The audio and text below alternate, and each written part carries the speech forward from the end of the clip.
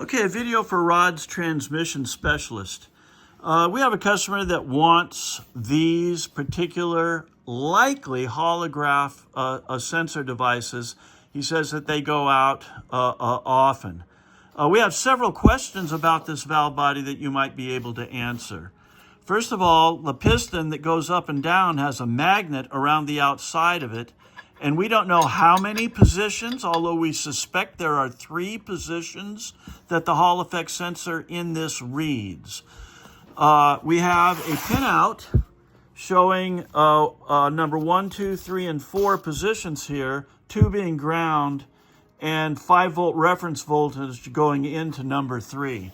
Now, obviously, this sensor can fit in only one position because if we take it off and turn it around, it can't be plugged in. The plug gets into interference. But on other areas on it, the sensor would bolt on in either direction.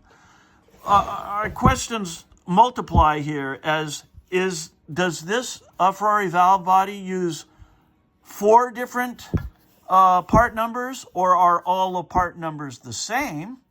And if this one bolts on like this, does this one then also bolt on? Wait a minute.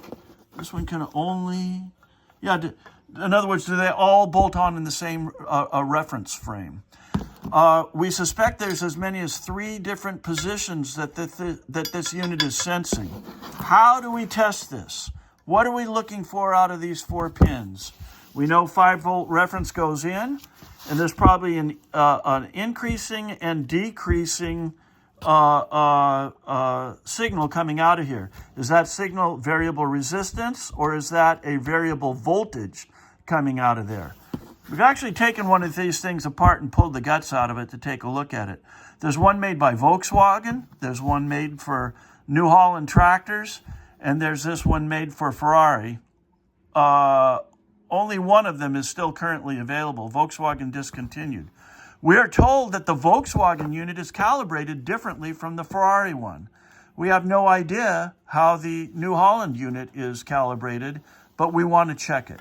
Can you help us to tell us what sort of signals we're looking for out of 1 and 4? How many signals? And is the magnet, actually the magnet on this particular unit is broken, so I suspect it's not going to be a viable test case here. But yeah, what are we looking for? Appreciate your help. Thank you very much.